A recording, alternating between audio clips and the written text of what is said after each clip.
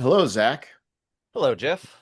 Finally got you on to discuss the decline and fall of superhero movies. And Oh, let's do it. Let's do it. I wasn't ready for that, but I can be ready for that. If if that's where we're at. I don't know. I know all I'll say is I watched Superman. It was all right. It was Oh okay. yeah.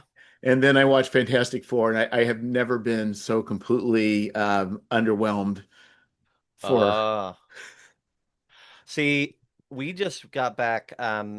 Okay, so I guess we are talking about the rise and fall of superhero movies, which is Yeah. great. Um, we just got back from this week. We watched Supergirl. And I had a great time. I usually have a great time with James Gunn superhero movies. Like James Gunn movies and Spider-Man movies are kind of like they've yet to fail for me. But I had a blast. I don't really know anything about Supergirl, so that was kind of new for me. I took my kids. We all had a good time. So, um, I think in general, and I think there's just the DC side of things, which doesn't seem to be marching to a very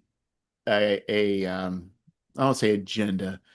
It feels like at least they have a little more room to kind of be their own thing.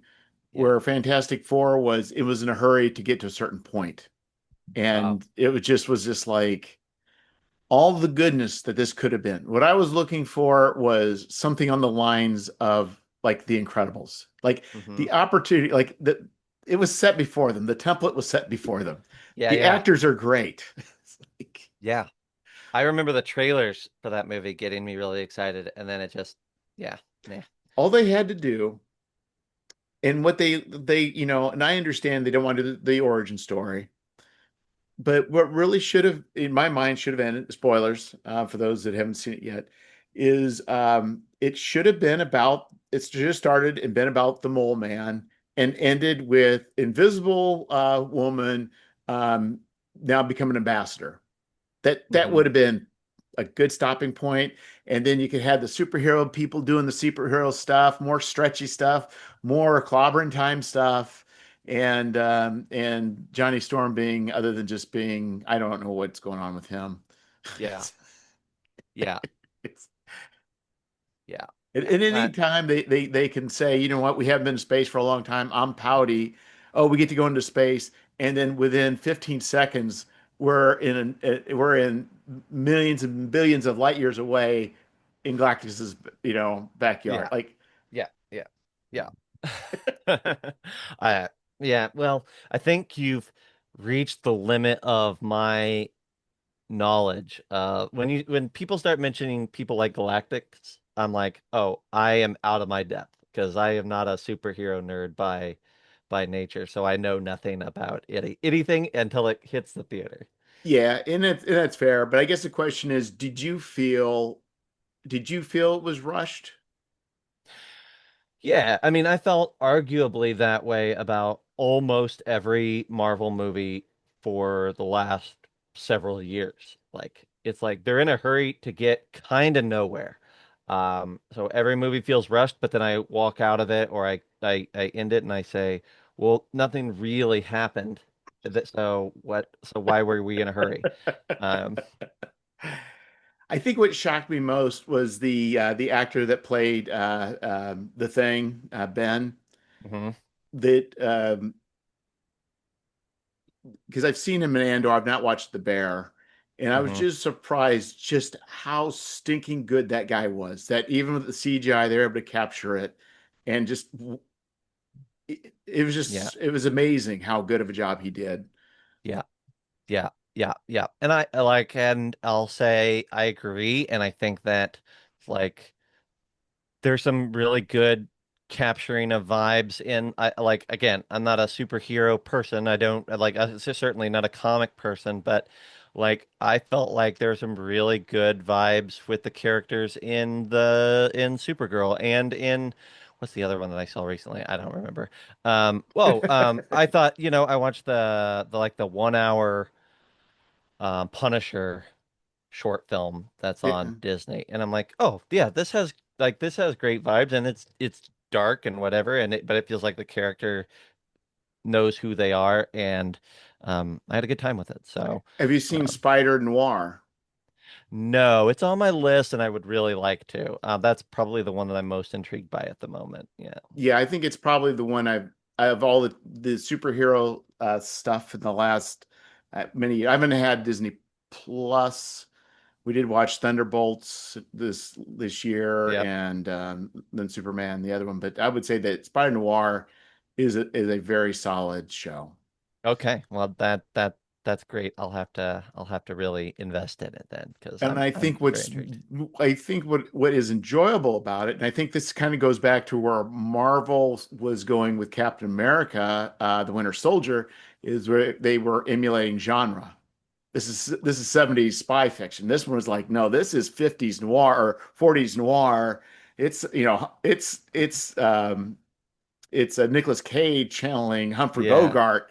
I mean, and all the camera stuff and weird stuff with the cameras Mm. and angles. It's absolutely fantastic.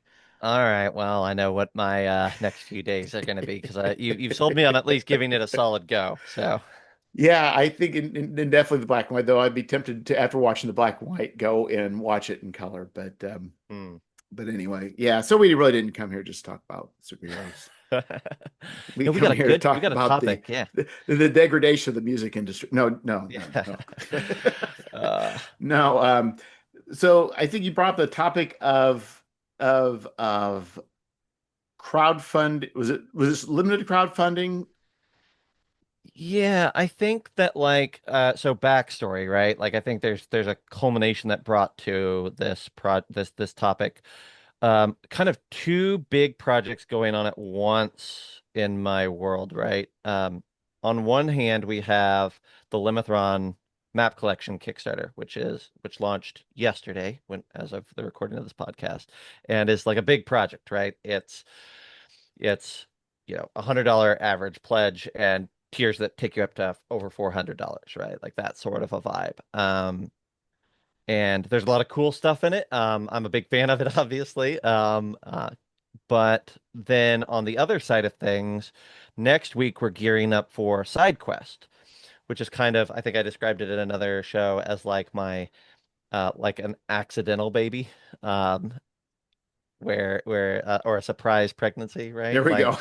Um, like the idea of it wasn't really planned, but it kind of manifested and has become a thing now that I have to manage to take care of, which I'm excited to do. But it's basically a bunch of my favorite creators making very small things to and crowdfunding them all at the same time. So it's things like bookmarks and trifolds and card decks and small zines, low price point for backers, really quick fulfillment, and on the flip side for the creator, you know, not a project that's going to take months and months or a lot of investment of energy slash materials slash money. Um, and so just kind of like the looking at the big project on one side and these very small projects on the other, and thinking about the values of each one of those routes individually. And I was like, oh, and I felt like you would maybe have some thoughts on that too, because you and I have kind of jumped off the deep end in the last couple of years, going from strictly tiny or 48 page zines or smaller to big books with a bunch of creators on them kind of being thrown into the mix as well that have bigger budgets, bigger funding goals. Um, and I thought maybe we could talk about like the value of each one and, some of the maybe the surprises that pop up when you go big and if it's always necessary to go big. Sometimes there is values, I think, in on the small side of things. Yeah, and I think in general, the way I look at project, I mean, you should always be doing projects that you have some sort of love for or belief Yeah. in, or I mean, be a fan of it to some degree. But I think in general, you know, whether it's small or big, I mean, you can look at it as um, am I just doing it to break even, or am I doing this to make money? And that can Why? Yeah. also, that could cause you to both decide to go big or to keep it small. And it could be both directions too, right? Yeah. Maybe it's more profitable to be smaller, but you want to spend more money because you want it to be a certain way, or other way you may say, I need this Kickstarter to make at least a certain amount of money, therefore I need to go big. Hmm. Hmm. Exactly. And I think there's also a and it's gonna sound like I'm negative about it, but I'm not. Um, there's also this idea, especially in crowdfunding right now, that the bigger the better.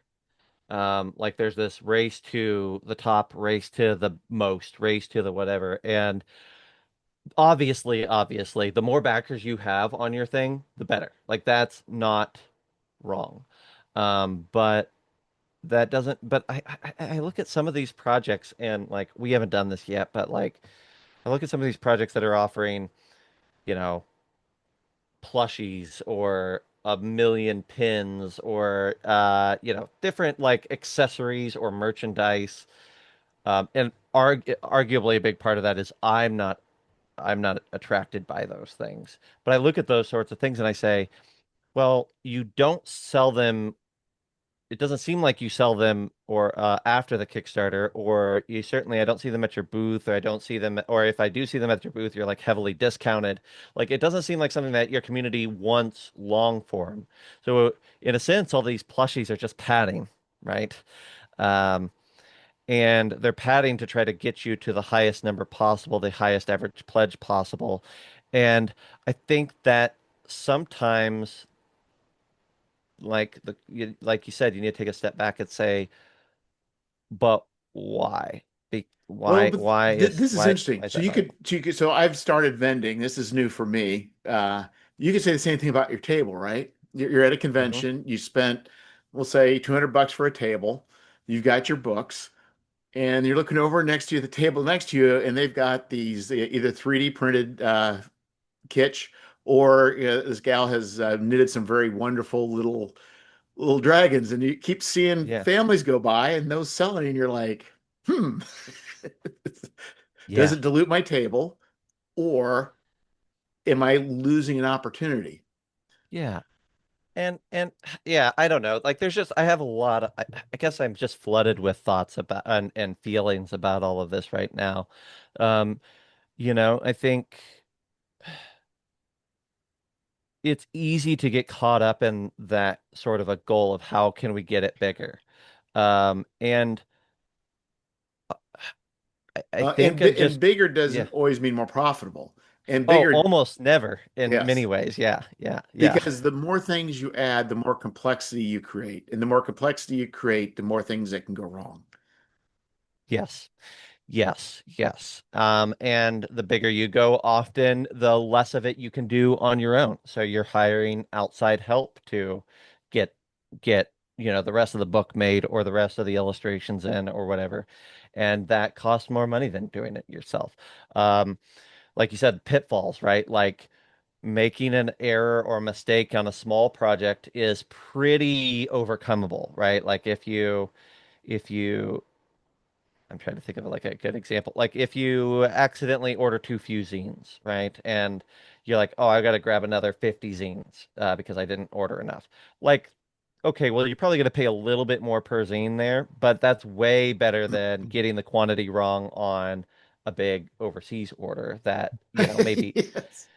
And I'm not even saying you can't fulfill a Kickstarter, but, like as an example, without getting too in the weeds, like with Limithron, we just did a big Kickstarter a couple of years ago, and we placed a big order for all the overseas items, and we tried to say, like, what do we think we're gonna sell in the next 2 years? Let's get 2 years worth of inventory when we place this order. Um, we are running out within 6 months, right, of many things. And while that's exciting because it means that we sold a lot, it also means that we got to order again and Yeah. pay for shipping and all of those aspects of things again right away. And if we would have if we would have been more accurate, which I don't know if we could have been, but if we would have been more accurate, then we would have saved a chunk of money in a variety of ways. So So I worked for Caterpillar. We made uh, heavy equipment from construction to mining to also to gen sets to skid steer loaders. And so you have a long supply chain. mhm, So, if you want to deliver a tractor, it has to be ready at the dealer at a certain date. That means then it has to be manufactured before then. The manufacturer has to then plan for the whole year based on what they think they're going to get, from their suppliers who also have to order from their suppliers.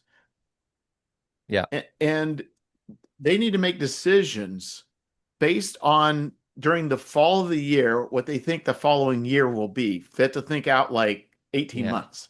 yeah, It's always wrong.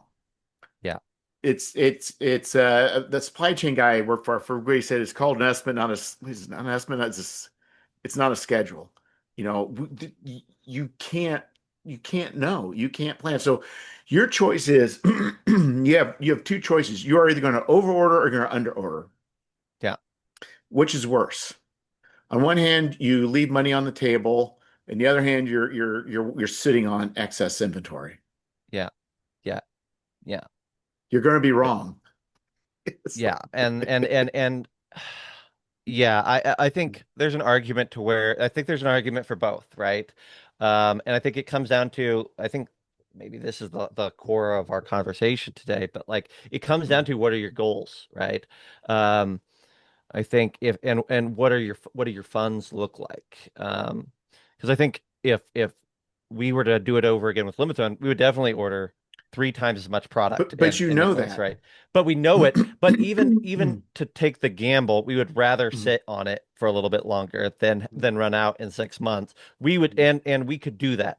But on the flip side, if you're a creator that is doing a project which the profit from that project is going to fund your next project and so on and so forth, right? If that's the chain that you've built, which is many of us, um, then you can't afford to have way too much inventory sitting in a warehouse. It's way better to under go on the side of under ordering so that you have the funds available to you to invest in the next project. But I would also posit, I mean, let's say 18 months, things you couldn't predict. Let's say there becomes a extremely popular, scary Caribbean pirate movie that all of a Yeah, sudden hits it big again, and all of a yeah, sudden your sales go 5x because yeah, of, or you could have where that the Strait of Hormuz uh, escalates, prices on fuel goes up, unemployment, the AI bubble pops, all basically discretionary spending held by a large percentage of the people is evaporates, and you yeah, never sell all those books. I mean, yeah, those are yeah. all possibilities that could happen. Yeah, So it's going to be exactly. somewhere in between. Yeah, hopefully. Yeah. Yeah. Yeah, exactly. Like I think that's it's so freaking tricky. Um I think that one thing that resonates that you said was with profitability on the campaign, right? Like the I find that the zine project is often the best margin on a project that you will have. Yes. Not to say the most you will make, but it'll be the best margins that you're likely to see. Now, caveat, um, most zine projects are going to make a few $1,000s, right? On the low end of a few $1,000s. So the question there is, if you're trying to make a living or close to a living on publishing, crowdfunding, blah blah blah, then the only answer if you are only making a few $1,000s on each zine Kickstarter is that you have to do a bunch of them. You have to be extremely efficient and quick because if you're only doing 3 grand a pop, you got to have eight, nine, 10 of them every year. Um, So that's the appeal of the big project is, oh, I could do one big project that does 40,000 Well, why don't and we then approach this? Why don't we approach this differently? yeah, Let's just start from the beginning. Let's sure. start with a single zine, pros and Yeah. cons. Yeah, yeah, yeah. So a single zine. Yeah. Single zine pros.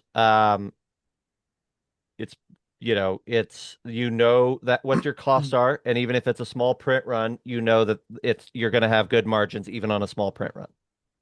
Yes, you will always, yes, you should generally have, and I think the scope of it is small enough. It doesn't require a team. Yeah. A single person could put out a zine on whatever frequency they have the ability to create content. And I think as an like there's if you want examples of that, I know probably your listeners have plenty of examples, but just as a note, right? Like that is SideQuest on Yes. Kickstarter that comes out whatever it is, 14th or whatever. But that is a bunch of basically single people or duos doing a project that they can handle on their own. So yeah, go ahead. Yeah. Yeah, I'm just saying it's very doable by anybody. Anybody can do a zine. Yeah. It can be anywhere from 8 pages to 58 pages or whatever. Maybe 58 is not 60. We'll say divide by four. 52. There you go. Yeah. 52. Yeah. Yes, exactly. So, that's what I think what's nice about it is also in general, the expectations, depending on what you're publishing for. I don't want to say the expectations are lower, but I mean, people are much more open-minded about however you want to do it. If you say, you know what, I just want a Xerox machine and use and just write with ink pen and do the whole thing that way, you can do it. Yeah. Yeah. Yeah. Exactly.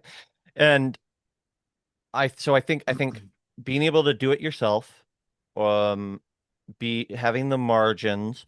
I think the other thing that really appeals to me, and continually appeals to me is the time investment is small enough that I can choose to do that side of a project for systems or what settings that wouldn't otherwise really be viable for me to do, right? Like, um, let me think if I could give it a good example, like a system neutral thing. Like, I know that usually system neutral stuff doesn't make a lot of money. Um, or, a card-based accessory for an RPG usually isn't a big win. But if I'm inspired and I can keep it simple on the small end of things. I can write something, design something, contribute to that system, to that setting, to that whatever, without it requiring months and months and months of my time. It's harder for me to justify. What's a good example here? What's a good example? We'll just keep it with system neutral because that then I'm not You targeting know anybody? anybody. Yeah. It's harder to justify saying, "Oh, I want to spend 6 months of my life working on a system neutral thing," which is guaranteed basically to make less money than a Pirate Borg thing or a Shadow Dark thing at the moment, right? That is a hard sell. Oh, 6 months to make less. But maybe I'm willing to say, oh, well, I'm willing to do that for the next couple months though, because this is important to me. And I can spare a couple months to do this like extreme passion, but also extremely niche project. But you can also just do it. You can cut your cost could be almost zero. You could print it out and fold it and staple it yourself. Hmm. I mean, it Hmm. can really be to the scale of however you want it to be because it could be I just want to make something for some of my friends, or I want to do something just to hand out at a convention, or I've got an adventure that I'm going to run at Oh conventions when yeah. I'm done. I'm going to hand it out to the people who are there. I mean, it doesn't have to be um it really can just be something that speaks to your heart and that you really care about.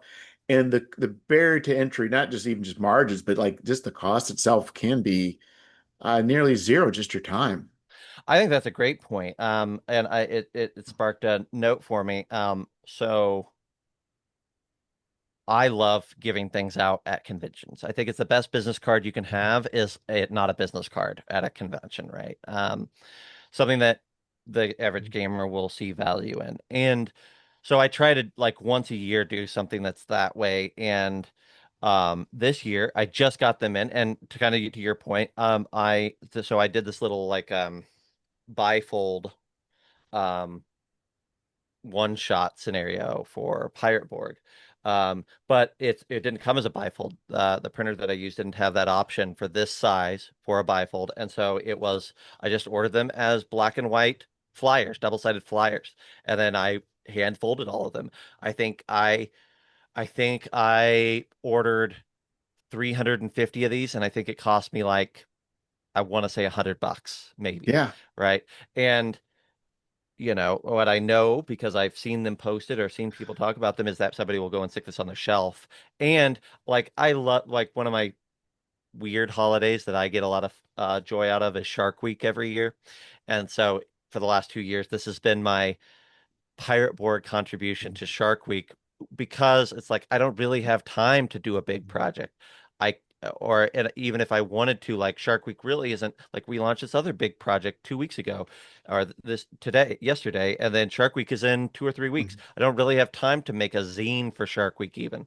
But by allowing to go small, I was able to do something still, and I'm very happy and very excited about it. And I think it'll bring me a ton of joy, and maybe a little bit of sales out elsewhere to be able to hand 300 of these out at shows over the next few months.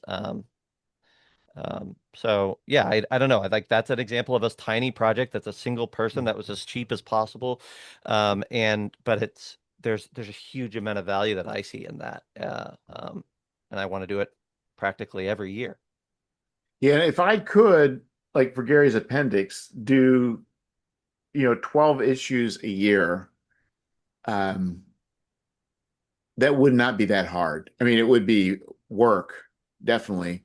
But as far as talking about like profitability and effort and stress, um, yeah, that would could be, but I can't do 12 a year. Yeah. I mean, when I say 12, I mean nobody's going to be backing, 12 issues of Gary's Appendix a year. There's absolutely no way it's going to happen. So I think in some ways, you can with we'll call it the extra margins, but I also say to me, there's, especially once you've done something once and you have a format, and it's not overly large, you can replicate it pretty quickly when you get new content. Yeah. So, but it's just that it's not feasible if you're looking to make a business out of it to just do one a month. It just, I'll tell you a great thing that I have found, and I got a good example from somebody else real quick, but like these small projects, sometimes it's even like you don't even have to do a full Kickstarter to get the value, right? Sometimes you do, like that's side quest, but Will Tramp did a crowdfunder for These Bloody Sails, which is a Pirate Borg zine earlier this year, right? And he was talking about like what he could do to kind of like get people excited in the pledge manager and like is there a way that he could kind of boost revenue and get make that more of an appealing shopping space and whatever. And so what I encouraged him to do is I'm like, hey, make another like one shot or a collection of one shots and put it on there, put it on your pledge manager for like $4 or $2 or $6, whatever it ends up being, like small price point, digital only, see what happens. Um, and he did. He put, I think it's $4. I think it's a couple of adventures maybe. It's new for the pledge manager. Um, he made like a, over $1,000 on it. Um, and I think that like that's an example of a small thing that you got excited about can really still like that's a great profit for him because he was able, he wrote all that, he did the layout, he did everything. It was a lot of work still, but like the margins were insanely good for him on that little project.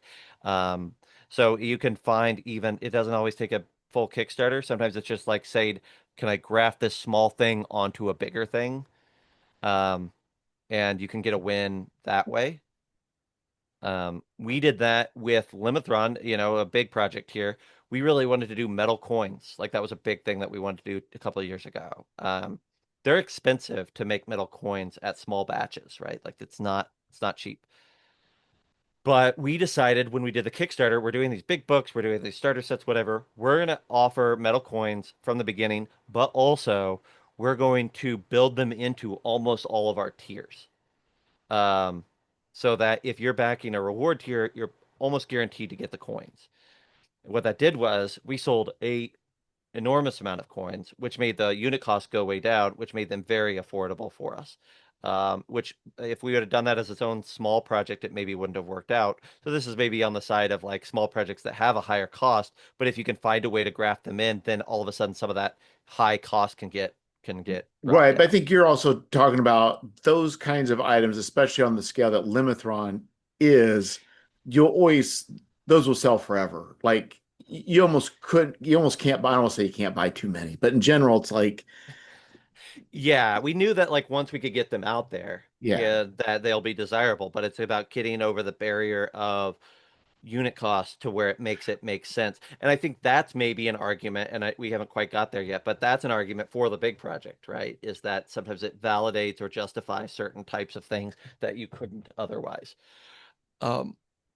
Um, but what before we do that, like, are there other elements of wins to be had on the small project? fulfillment is a Yeah, snap.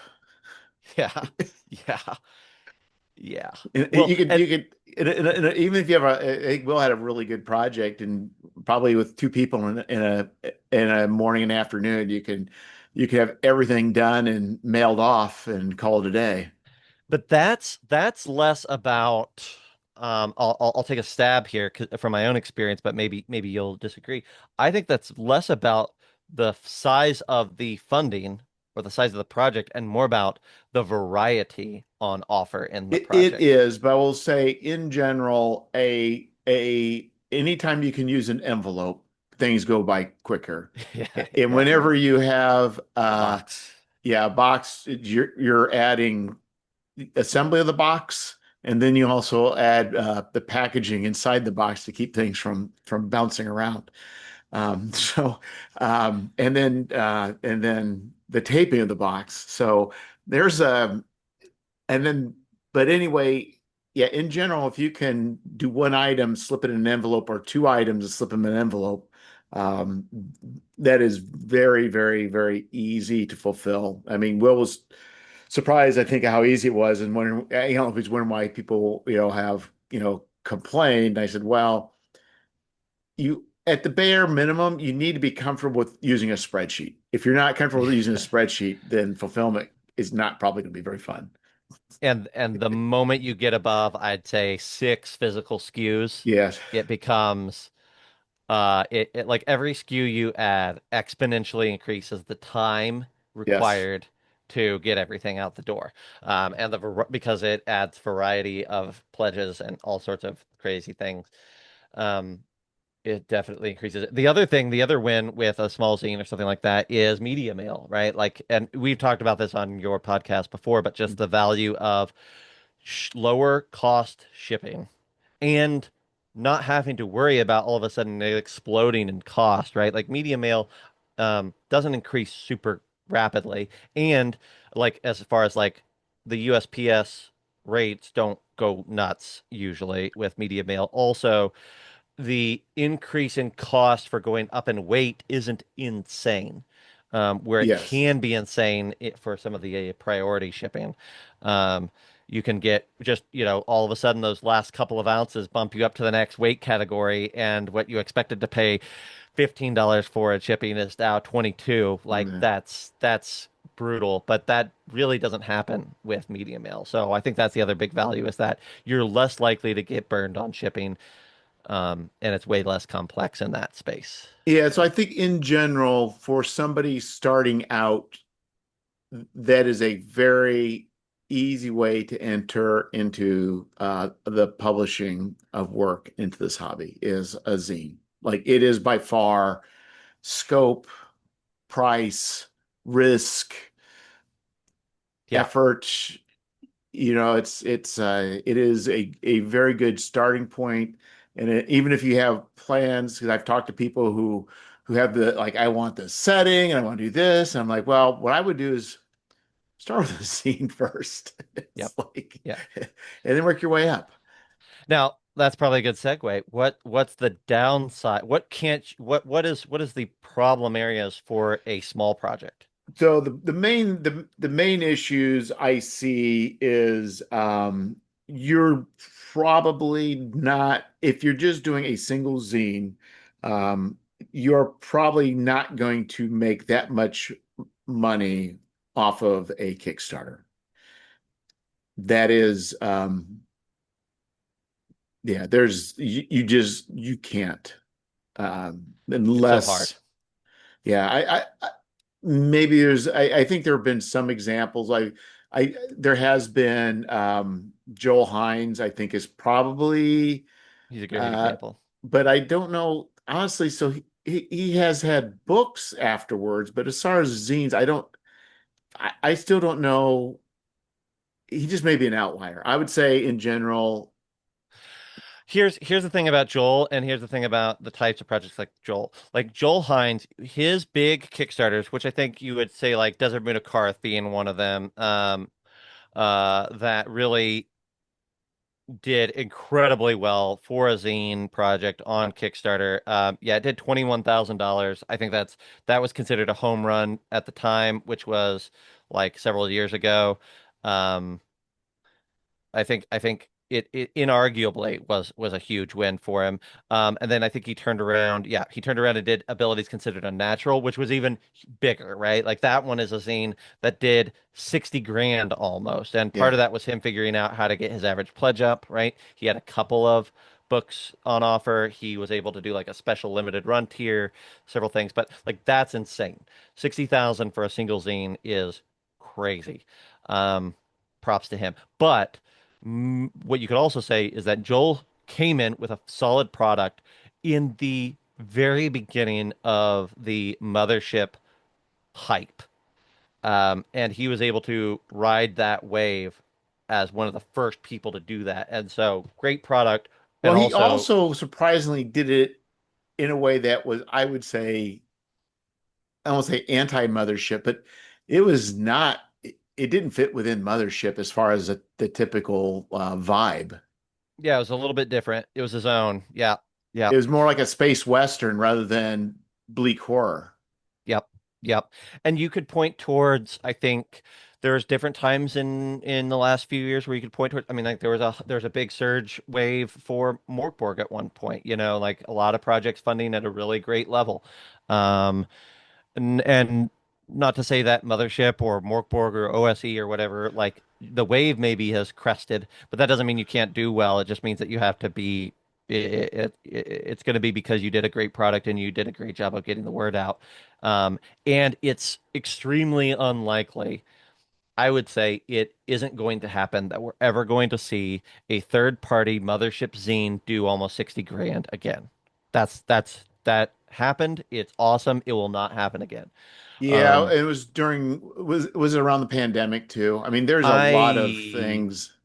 yeah, I don't have that on me, but I no, I do. 2021 is when Yeah, he funded that. Yeah. because Yeah. I remember there was a Zine Quest 3 when I started. It was like Hmm. everything was on fire. It was just like insane the Yeah. amount of people passionate for zines. That's the other thing is that so probably an upper cap to what you're going to make.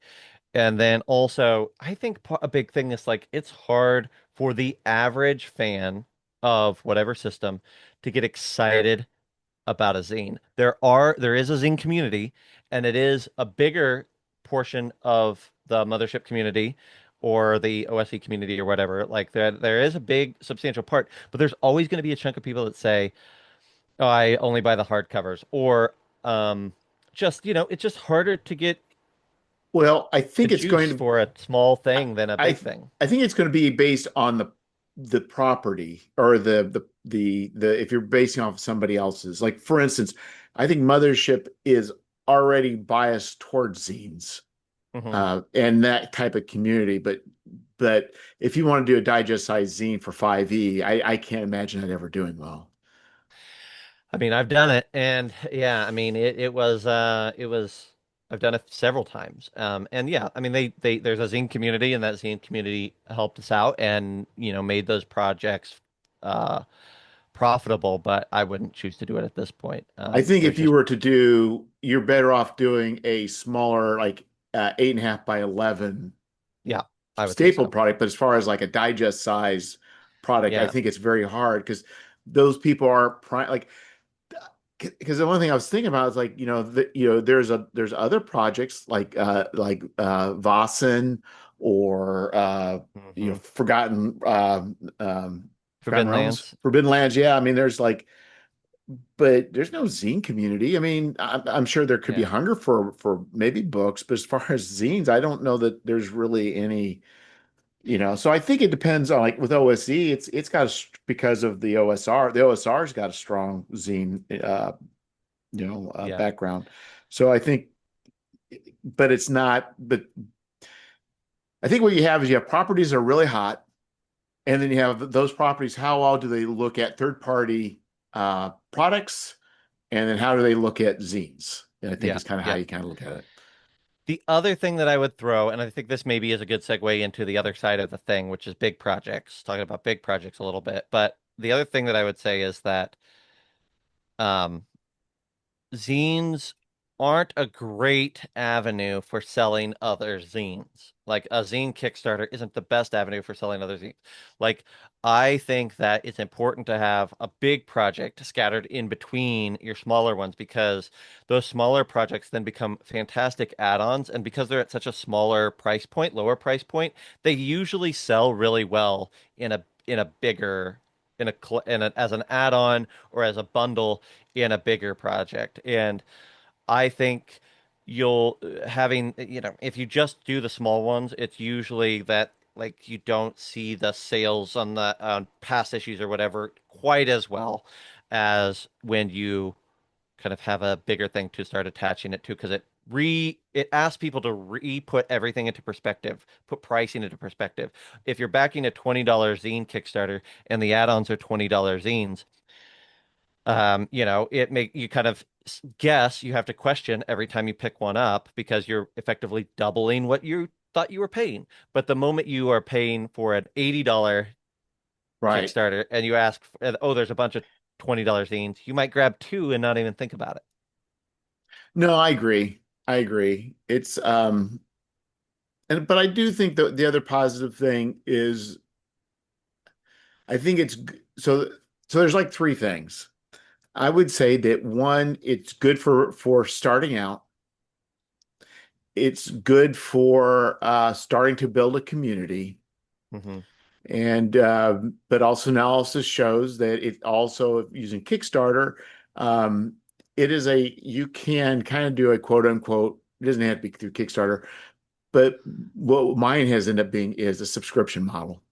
Hmm. So Gary's Appendix really Kickstarter, it's a subscription, even though I'm doing it on Kickstarter, because Yeah. in general it's kind of filtering to most of the same people with some additional people added on and some people falling off. So it's kind of was it. So I think those are three things. So if you want to do something that's like a regular thing and then later on collect it into a book, it works out nice. Yep. Um, but I Yep. think, and that's the other thing too. Yeah, for a larger project, you those do add up. So say you want to build a world, you could, do it town by county by country or whatever, Yep. and do that. Yep. Yep. Yep. So on the bigger side of things, what are and we've talked a lot about I think the negatives of the big project, but what are more of the values of a big project? Um, one that jumps out at me right away is I really enjoy the collaborative experience, and Yeah. especially when I know a lot of Well, creators. I think we've got an in between. So we also have ones that jump up to the next level that may not require collaborators.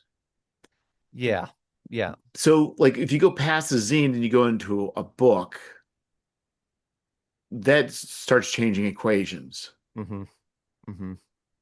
and I think too, and also, or because I think the problem is it comes down to when they will go with the larger ones is that, people will pay so much for a zine, in their mind.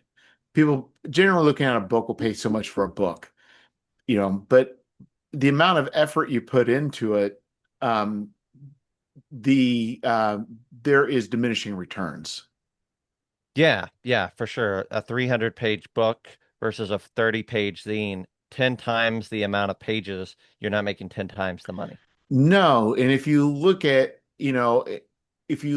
somebody like Free League Hmm. or Wizards of the Coast, they're able to both buy in bulk to get the per unit cost down.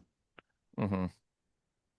And that's combined also then with the extreme volume of sales means it's profitable. So Yeah. if they're able to buy a book for $1.50 and sell it for 60, that's a pretty big margin, even if they are because because also you have development costs. So once you start increasing time and effort and people, your development costs go up. Yeah. Yeah. For sure. I think like you gotta have, especially if you're a small creator, you gotta have other reasons for that, for doing the big project.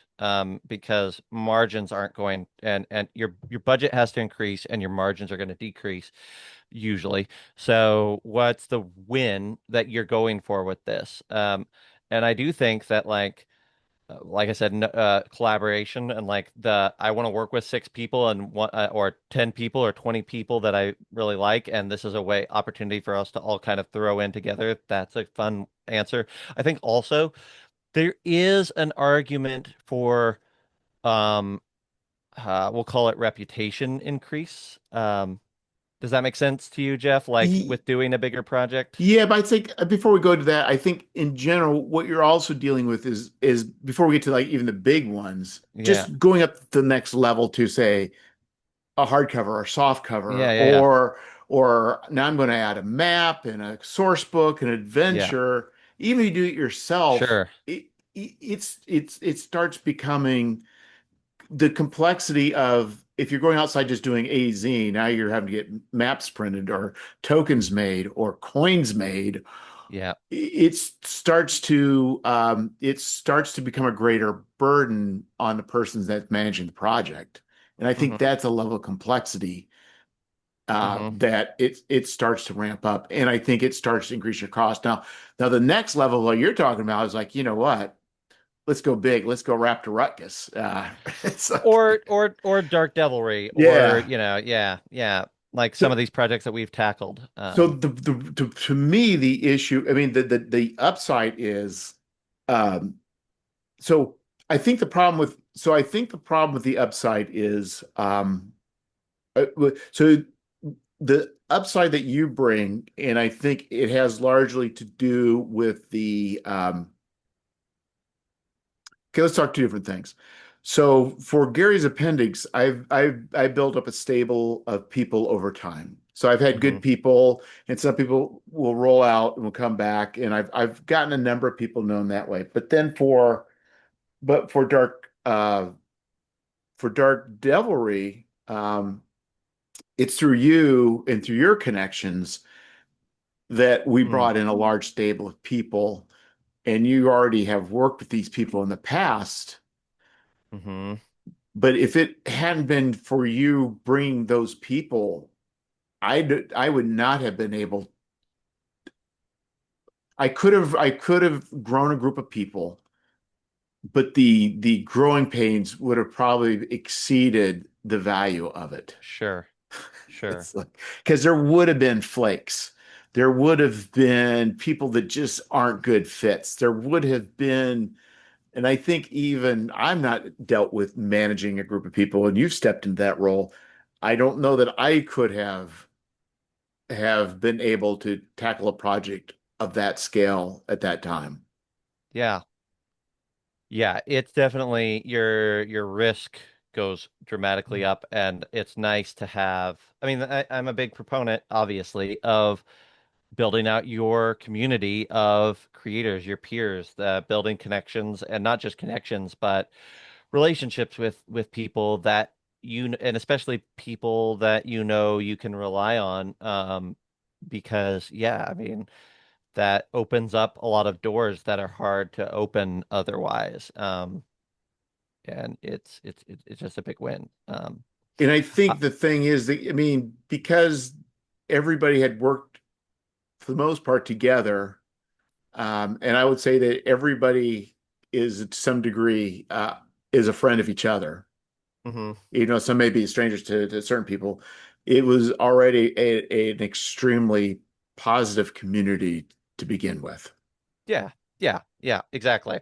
Yeah, and I like being in the midst of that. I think that's a big value add for me. Like I don't always have the time to do it, and that's unfortunate. But like I love being in the midst of people who are collaborative and friendly and energized to create towards a shared goal. That's really fun. Yeah, and so I've noticed that, you know, and I've had the benefit of because you and Will did a lot of the work for the Dark Devilry. Um, and I think that, and also with Daniel Fox asking for certain things, because Daniel has a very, he's got a publishing background. Hmm. And then as a contributor, he starts asking me about things. And I think that has given me the space for Dark Mythos to be able to up my game as far as what I need to be to providing and directing and leading. But also, but like I said, the community, um, you know, because Daniel asked like for Dark Mythos, why don't we start a Facebook group? Hmm. And so, and I didn't really think about that, but it's like there is something that there's people that can work in silos and maybe exchange emails on Hmm. occasion to people that are like, hey, I got this going on, or hey, I'm stuck on this, or hey, this is a cool write-up. Can you guys use this in your adventure? Or Yeah. whatever that is, it creates an environment of creativity that gets everybody excited. Yeah, yeah, I think so. Yeah, for sure. I would also say, like, with the bigger projects, there is, it's tricky. I'll say this with a caveat. Like, it can take financial stress off you, for a while. I think, in the sense that, if you're doing a bunch of like $2,000, $5,000 projects, if you can find a way to get a 40 grand or 50 grand or 100, whatever that number is, if you can get a bigger one, it can take the financial stress off. However, and I think that's super valuable for many, many people to say like, okay, I'm not work, this has paid my bills for a while. Huge win. I think that's way better than, project to project, having to launch a project every 60 days to afford rent or whatever. Like that's a huge stress. And I've been there before. Um, the flip side of it is that you're setting a timer that is going to run out faster than you think it's going to run out. And you are responsible, if you do a $60,000 project, you're responsible for $60,000 of the way I look at it, other people's money until you're shipping them the book. And so while you financially might not be as stressed for a while, you have a weight of responsibility stress and a ticking clock stress that you've added, and it's not as easy to get that stuff out the door. And the only real way to mitigate that is something that I think you've done well, and others certainly too, but trying to get as much of the project done ahead of time as possible so that when you flip that hourglass timer at the end of the Kickstarter, that bigger project, that you're not then living under the burden of having a hold of so much of other people's money for 6, 9, 12, 18 months or more. That starts to really wear on you. So I've got two things that are going for me. One is I do have money in the bank that I can bankroll the writers and artists before it goes to Kickstarter. And Hmm. so, that affords me, I don't have that second stress, which would, to me is more stressful, but it's taken me time to kind of build up I guess, a war chest to be able to do it. But on the flip side is I have out-of-pocket costs now. Hmm. And so a Kickstarter needs to perform a certain level um, to make that happen. But Yep. I think that if you are going with a single zine, Hmm. it can be whatever it is. Whatever it is whatever it is, and you can go back and edit and cut out, and you could spend all the time doing and playing with however you want, and a lot of times where I do not know what it needs to look like until I have it in layout. Like Yeah. there's things I can't even follow an adventure unless it's in layout. I don't know what it is. Somebody has me a Sure. Google document. I don't understand what anything's about. It doesn't make any sense to me, but once I put it in layout, but then, when you have like a group of writers that you're given direction to, you can't just be saying, yeah, whatever. Yeah. Yeah. Yeah. You can't be wasting their time. You can't be wasting, you know, in the end, it's like you also put it in a book, and if things have, you can play around with art to make things work out a certain way, but in general, depends on what you're doing. The amount of words, the section breaks, all that can play hugely into the layout of a book. And those things could push you off into areas you do not want to go. You may Hmm. break whatever you intend to do. You may go so far you can no longer do a zine. You may go Yeah. so far that you just increased your cost more than you expected, or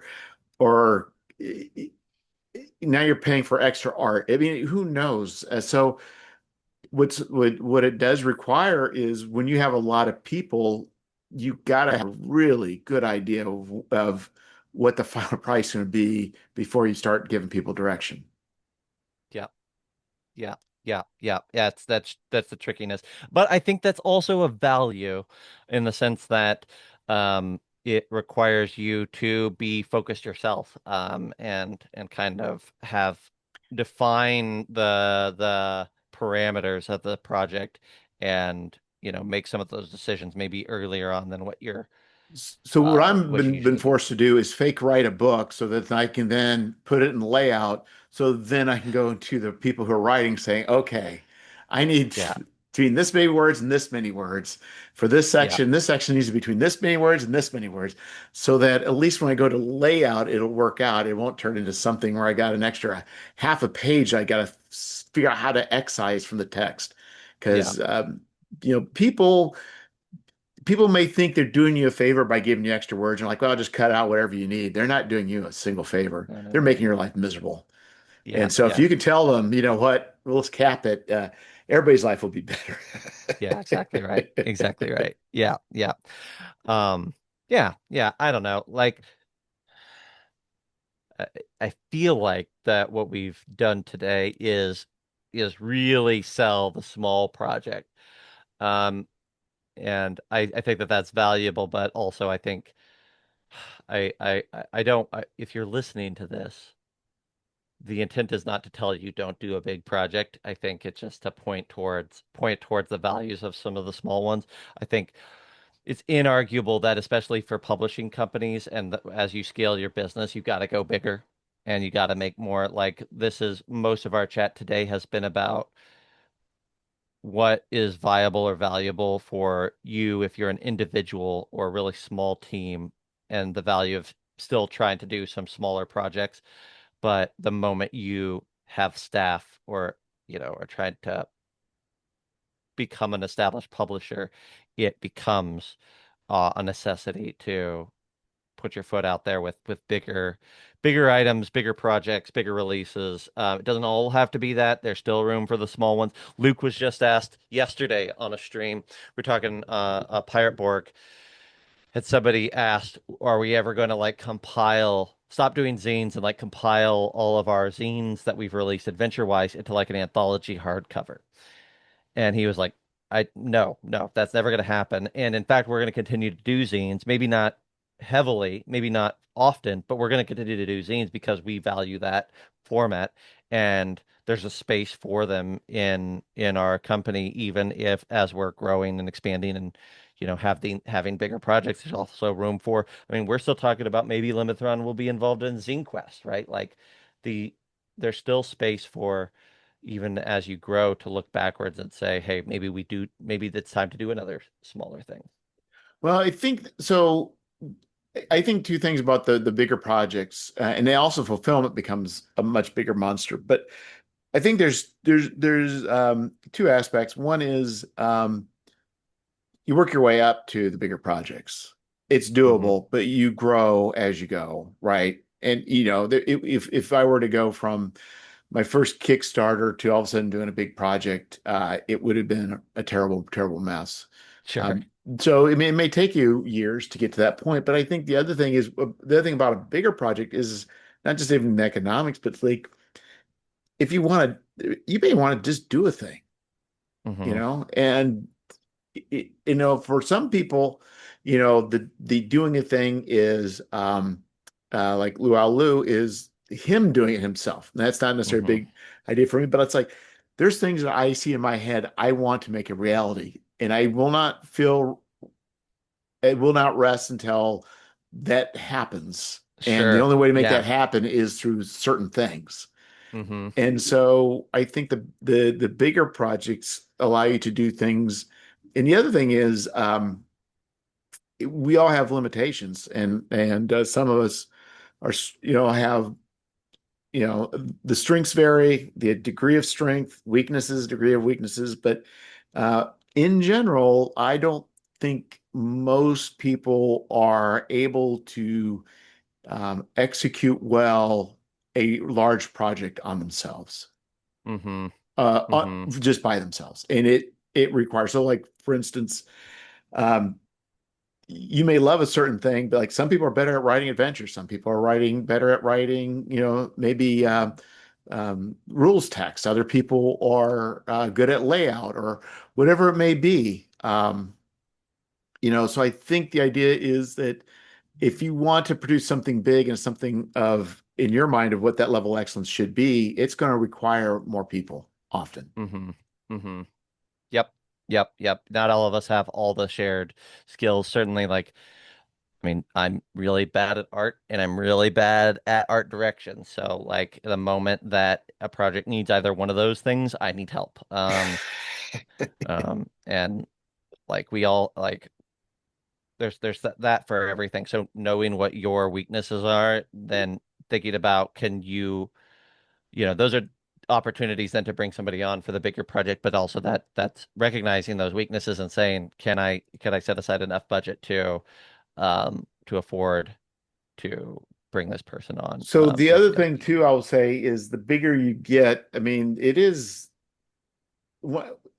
starts becoming you get to a certain point, you're becoming it's less of a hobby, more of a business. And all the quote unquote fun things about a business start becoming more and more your reality. Hmm. And so the number of Kickstarters that I that we do, the number and the size of the Kickstarters has forced me, when I say forced, I could pay somebody, I guess, an account, but there's a lot of activities that have nothing to do with making a game that I'm stuck in the middle of, whether it's counting inventory or whether it's writing contracts, whether it's sending out the W-9s, whatever it may be, it starts, even I have to reconcile my books every week. Otherwise, it becomes overwhelming. So, you know, um, so, you know, it's, and I choose to do that. And that's part of the thing I enjoy in addition, but Hmm. just also realize that the complexity does become complex in multiple directions the bigger you go. Yep, exactly. Exactly. Yeah, yeah. Is there anything about this that we haven't hit on yet that you wanted to make sure we did? Well, I will say that I believe in general that anybody wanting to start publishing things um, can talk to other people who publish things. And I would say this is probably one of the a very welcoming and helpful community that is we don't see each other as competition, but No. everybody tries to help others wherever they can. Yeah, yeah. No, I would say 100%. There's probably a million places that you could go to be a part of that community. One of my favorite ones is the zine RPG zine Facebook group. But there's others all over the place. Find people or just honestly reach out to, your favorite creators and hit them up with an email or a DM and ask your questions and they'll be happy to. Usually they're pretty happy to respond and talk you through some of it. Yeah, and So, even at conventions, especially the smaller publishers, let's ask some questions. Just start a conversation. I mean, it's just and there's those of us, especially when there's nobody else around, it can be a very dreary experience of just staring at the wall for hours, wait hmm for somebody to show back up. So I think at conventions you see people um, and ask some questions, and people are more than happy to share. Yep, exactly, exactly. I think, if you don't mind, Jeff, I think there's kind of a few projects have popped up into my head while we've been talking, not mine, but a few projects of others that are doing side quests that I think are really great examples of this and deserve being highlighted as part of our chat. I might give a couple nods to some of those Oh, projects. sure. The first one that really stuck into my head is like an interesting one tied to all of this is by Chain Assembly, which is Nick Ribera, um, and it's called Beneath Sacred Ground, um, and it launches next week. It is a I think it's a trifold or a bifold. It's a small book, um, uh, that Nick is doing, but it's tied to his new RPG, Lies by Omission. And I think this is a good example of like a small project that he's really using as a promotional tool for the bigger project that's already funded. He did Lies by Omission on GameFound actually last year, and it's a very cool RPG. One of my favorite, I think it's my favorite RPG to come out last year. It's like Italian horror cinema slash mystery investigation, and he does it really, really, really well, and it's beautiful. So Beneath Sacred Ground is a new scenario for that. So it's really short and small. You can pick up I think you'll be able to pick up the other projects, the other components of that Kickstarter, of that line on his Kickstarter. And I think that's a great move for a small project, validating a small project by saying it's also a new opportunity to get in front of a new audience for something that you've done that's bigger before. So Beneath Sacred Ground is one that I would point people to. And then the other one that really jumped out was one of my good buddies, Austin Martin. He is doing a small trifold for Mythic Bastionland, which is another big RPG that came out last year. Super cool, gorgeous.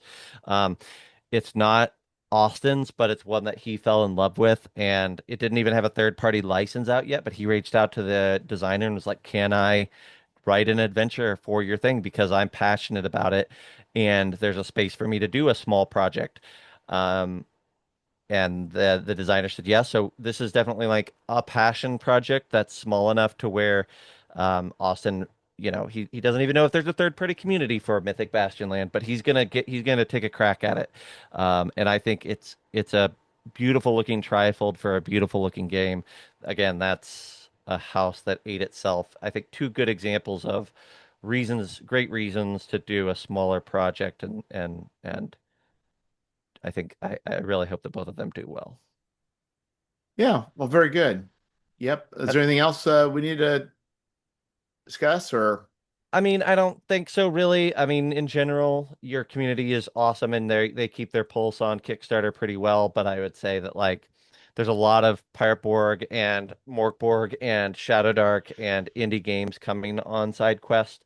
We should definitely say go check out all those. I'd love for all of those to get funded as quickly as possible, and I think they're all fantastic. And then I think the other thing is just a reminder. I don't know when you're planning on releasing this, but you've got your own small project, Gary's Appendix, Yeah. launching, I think, Yeah, next Gary's year. Appendix 11s will be coming out, I think it should be mid-July, and then Dark Mythos will be coming out in the fall. So Shadow Dark Yeah. and Lovecraftian goodness. Yeah. I'm excited about both of those, contributing to both of those. Would love to see both of those on my shelf. So I think we got examples of all the types of projects that we've talked about today coming up very soon. Um, and yeah, just hit Jeff or I up if you wanna chat about it. That'd be great. Excellent. Well, thanks for joining me, Zach. Hey, thanks, Jeff.